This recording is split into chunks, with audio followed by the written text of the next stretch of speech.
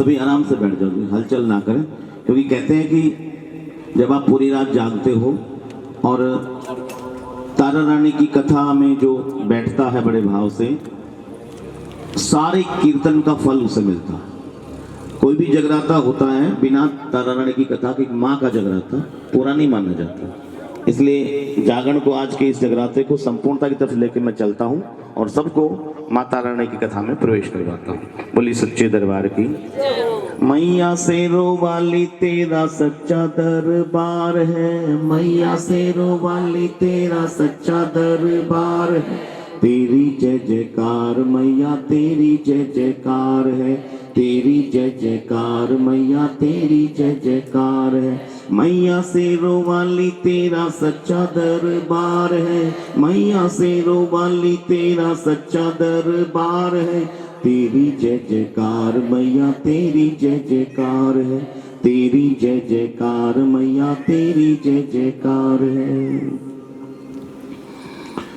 बोलो जय माता दी। कहते हैं भक्तों, इस तारा रानी की कथा की जो शामिल करने की प्रथा है बहुत पुरानी है, और ऐसा महात्माओं ने बताया है कि कोई भी जगराता माँ का हो उसमें इस कथा को अवश्य सुनना चाहिए। कहते हैं कि बिना इस कथा के कोई जगराता पूरा नहीं माना जाता।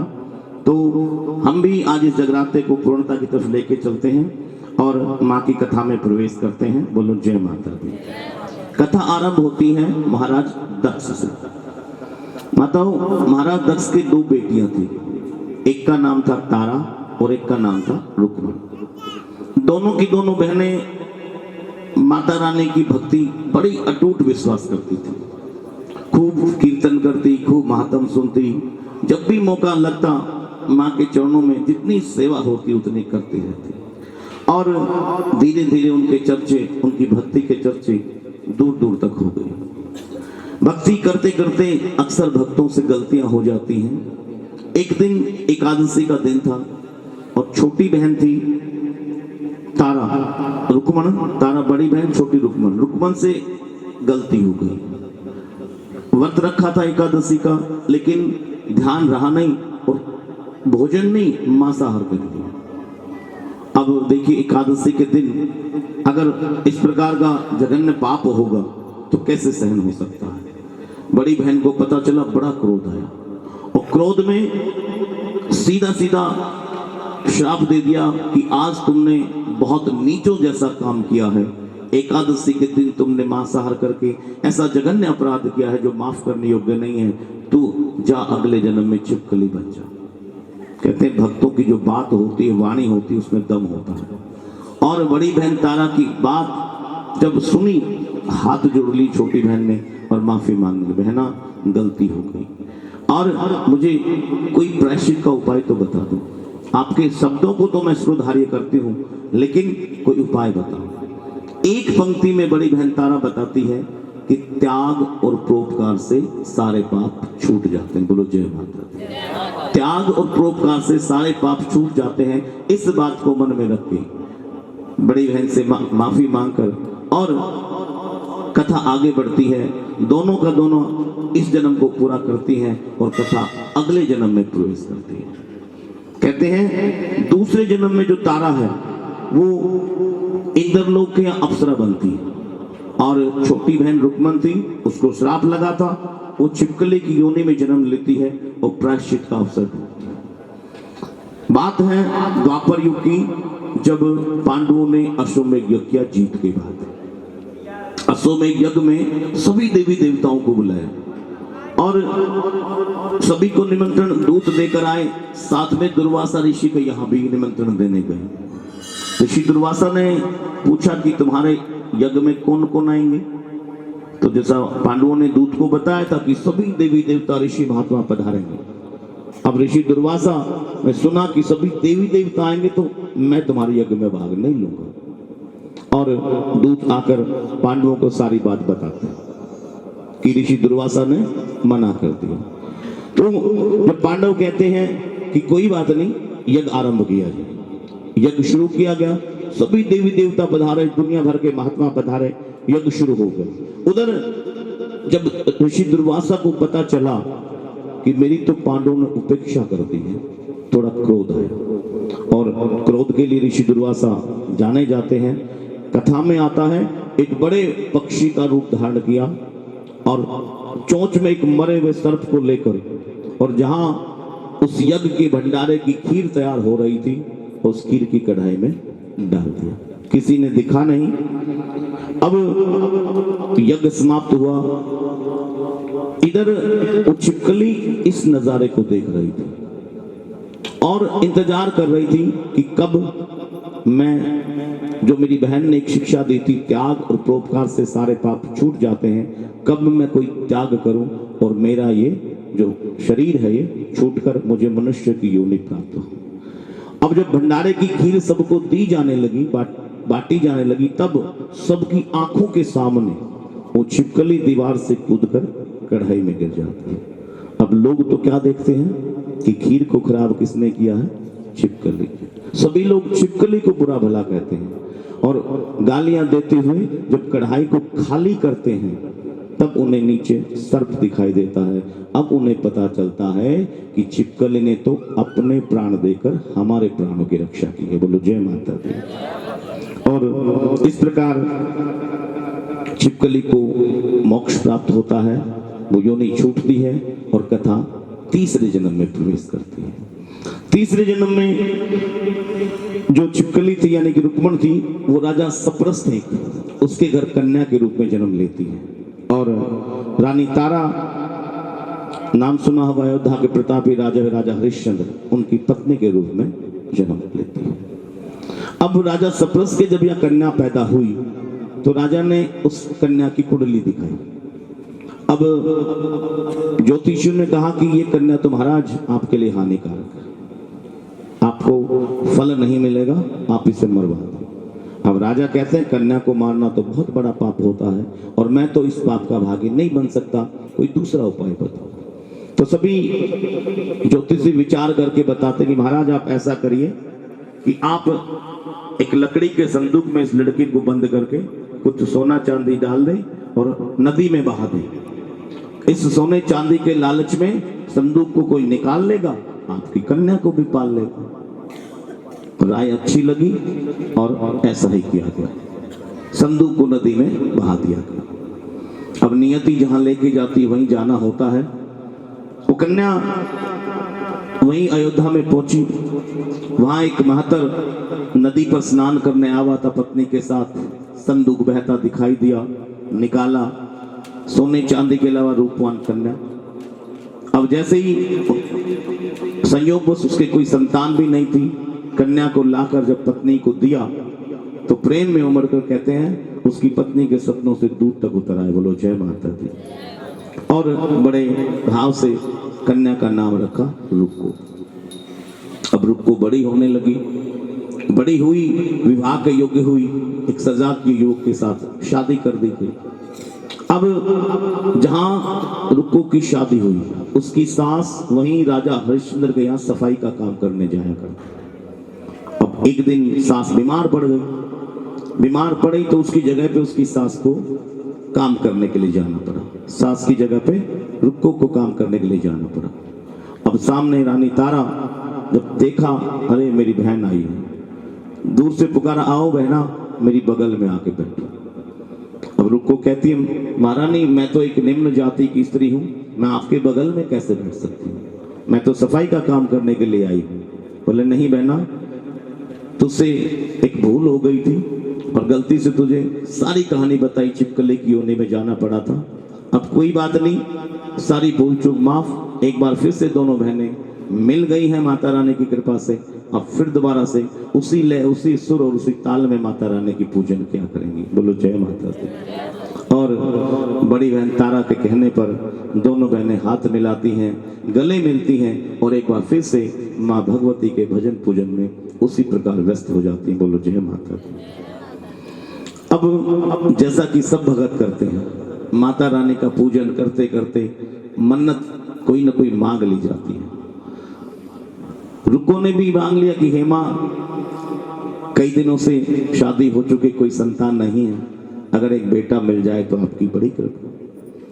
कहते हैं कथा में आता है कि 10वें महीने ही पुत्र रत्न की प्राप्ति होती है। बोलो जय माता दी। लेकिन जैसा सबके साथ होता है, माँ की कृपा को भूल जाते हैं। रुक्को ने भी ऐसा ही किया, माँ की कृपा को भूल गई। अब माँ बहाने से याद भी दिलाती है। कहते हैं बच्चे के चेचक निकल आया। चेचक निकल आया तो कुछ याद आया, दौड़ी दौड़ी फिर बड़ी बहन के पास, तारा के पास पहुंची। बहना, बच्चा बहुत बीमार है, ठीक नहीं हो रहा है। बहना कहती है, तारा कहती है, याद कर कुछ, तूने कोई मनौती मांगी थी माँ की? बोले हाँ। बोले अब बोल, माफी मांग और माँ के दरबार में मत हटे, और माँ से क्षमा प्रार्थना करके कि माँ अगर बेटा ठीक हो जाता है तो मैं आपका जगराता जरूर कराऊंगी। बोली सच्चे दरबार की। कहता बच्चा दूसरे दिन ही ठीक हो जाता है। अब पंडितों के पास गई जो माँ का जगराता करते थे कि भगवान आइए हमारे घर जगराता कीजिए। अब वो भी मना कर देते हैं। बोले ऐसा करो, मंदिर में ही तू 10-20 रुपए दे जा, तेरे नाम से हम यहीं पे जगराता कर देंगे। बोले नहीं, माँ का जगराता तो घर पे ही होगा। बोले हम तुम्हारे घर नहीं आ सकते। कहती माँ के दरबार में तो कोई छोटा बड़ा नहीं होता, कोई ऊंच नीच नहीं होता। माँ तो किसी प्रकार का भेदभाव नहीं करती, माँ तो सब भक्तों पर समान रूप से कृपा करती हैं। आप ये कैसे कह रहे हैं?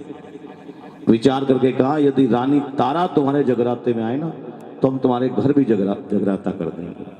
बोले कोई बात नहीं। बड़ी बहन तारा के पास वो चीज सारी बात बताई।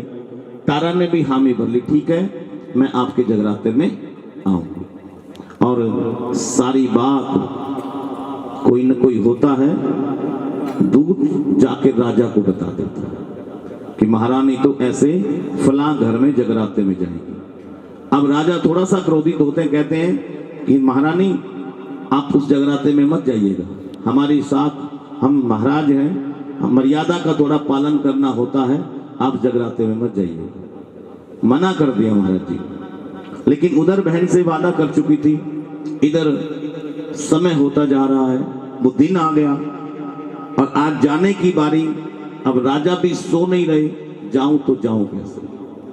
सीधे माँ के चरणों में अरदास लगाई, माँ कृपा करो। कहते हैं जैसे ही माँ से कहा कृपा करो, राजा को नींद आ जाती है। बोलो जय माता दी। और रानी तारा कथा में आता रोशनदान से कूद कर जगराते वाले स्थान पे पहुंच जाती है। और जहाँ जगराता हो रहा था, बड़े आनंद के साथ उस भजन कीर्तन में माँ की आरती अरदास में शामिल होती है। थोड़ी देर बाद राजा की नींद भी खुलती है, देखते रानी है नहीं। पता करते करते वहीं जगराते वाले स्थान पर राजा पहुंच जाते हैं। अब वहां पर राजा दूर चुपचाप सब नजारा देखने लगते हैं, बीच में नहीं कहते कुछ भी। लेकिन जब जागरण खत्म होता है, सबको जब आरती के बाद प्रसाद बांटा जाने लगता है, तब सबसे पहले रानी को प्रसाद दिया जाता है। अब रानी कहती ये प्रसाद तो मेरे महाराज के लिए है, मुझे एक बार और प्रसाद दो। और सबको प्रसाद जब बांटा गया, जब चलने लगे, तब राजा हाथ चौड़े करके खड़े हो जाते हैं और भरी सभा के बीच में कहते हैं कि आज तुमने हमारे धर्म को भ्रष्ट कर दिया है, हमारी जो राज्य की मर्यादा है उसका आज आपने पालन नहीं किया, आपने बड़ी गड़बड़ की। और गुस्से में जब झोली की तरफ नजर पड़ती है महाराज की, तो झोली में प्रसाद की जगह पे राजा को पुष्प दिखाई देते हैं, जैसे आपके हाथों में है। और एकदम राजा का दिमाग बदल जाता, बुद्धि बदल जाती है कि मैं अपनी आंखों से देखा झोली में प्रसाद लेते हुए ये फूल कैसे हो गए। एकदम आश्चर्य होता है और महाराज का गुस्सा ठंडा हो जाता है और रानी और राजा दोनों महल में आ जाते हैं। और वहां आकर बस वो जो लगन थी महाराज के, वो जो आश्चर्य था, उसको देखकर रानी के एक ही रटन लगाते हैं, महारानी मुझे ना तेरी माँ के दर्शन करने। महाराज ऐसे दर्शन नहीं होते, नहीं मुझे तेरी माँ के दर्शन करने हैं। जोत लगाई बिना किसी माचिस के, कहते हैं चकमक पत्थर, किसी बिना किसी सहायता के माँ की जोत रानी वहां पर जला के दिखाती। बोलो जय माता दी। राजा का आश्चर्य तो और बढ़ जाता है, बोले नहीं महारानी आज तेरी माँ के दर्शन चाहिए। कहती महाराज माँ के दर्शन के लिए तो बहुत बड़ा त्याग होना चाहिए। राजा कहते हैं कैसा त्याग? बोले यदि आप अपने बेटे की बलि माँ के चरणों में दो तो माँ आपको दर्शन भी दे सकती है। अब राजा ने, कहते हैं कथा में आता है, आओ ना देखा ताओ, तलवार निकाली और रोहतास का सिर काट के माँ के चरणों में अर्पित कर दिया। बोलो जय माता दी। उसी समय मेरी माँ सिंह पर सवार होकर वहीं पर प्रकट हो जाती है। बोलो जय माता दी। दोनों राजा रानी माँ की अरदास करते हैं, माँ की आरती उतारते हैं, माँ का पूजन करते हैं और माँ भी दोनों को आशीर्वाद देती है। बच्चा जीवित हो जाता है और आयु पर्यंत सुख में आपका जीवन रहे, यह आशीर्वाद देकर माँ अंतर्ध्यान हो जाती है। बोलो जय माता दी। कहते हैं पूरा जीवन राजा रानी और रुक्मन तीनों के तीनों अपना सुखपूर्वक जीवन भोगने के बाद स्वर्ग को प्राप्त होते हैं और उत्तम मनुष्य योनि प्राप्त करते हुए अंत में मोक्ष को प्राप्त होते हैं। बोलिए जय माता दी, जय माता दी, जय माता दी। अब इस पूरे जगराते में हम बच्चों से कुछ गलतियां हो जाती हैं। सभी हाथ जोड़कर माँ के चरणों में माफी मांगेंगे कि माँ हमें पूरे जगराते में जब से शुरू हुआ तब से लेके आपकी आरती होगी तब तक हम बच्चों से कोई भूल हुई हो हम क्षमा प्रार्थी हैं। हे देवी, हमें मंत्र तंत्र स्तुति आह्वान ध्यान मुद्रा आदि का ज्ञान नहीं, हम केवल आपका भजन करना जानते हैं, इसलिए हमें क्षमा प्रदान करें। हम अज्ञान दरिद्रता विनय में लिप्त हैं, आपके चरणों में त्रुटि समझते हुए हमें स्थान देने की कृपा करें, हमारा उद्धार करने की कृपा करें। पृथ्वी की भांति अपने पुत्रों का सरल स्वभाव जानकर हमारे अपराध क्षमा करें, हमारा कभी भी त्याग न करें। हे जगत माता, आपकी आराधना नहीं कर पाते फिर भी चाहते हैं कि आपका स्नेह हमारे ऊपर बना रहे। यदि आपकी कृपा हम पर नहीं बनी ना तो पेट भरते रहेंगे, सब पाकी जल पाकी मधु पाकी होकर भी निराश्रित बने रहेंगे। हे जननी, जपनीय जप विधियों का ज्ञान करने का क्या तरीका है? चिता की भस्म लगाकर हलाहल विष का पान करने वाले जटाधारी, कंठ में सर्पों की माला डाले पशुपति शंकर के पति वाली और कपाल हाथ में लिए तीनों लोकों का पालन करने वाली, जगदीश की पदवी देने वाली है भवानी, हमें अपने चरणों में स्थान दो। ना हमें मोक्ष की अभिलाषा है, ना संपूर्ण वैभव की इच्छा है, ना ज्ञान की आकांक्षा है, बस आपकी सेवा करते रहें, यही हमारी इच्छा है। आपसे विनती करते हैं जन्म जन्मांतर तक आपके चरणों की सेवा में लिप्त रहें।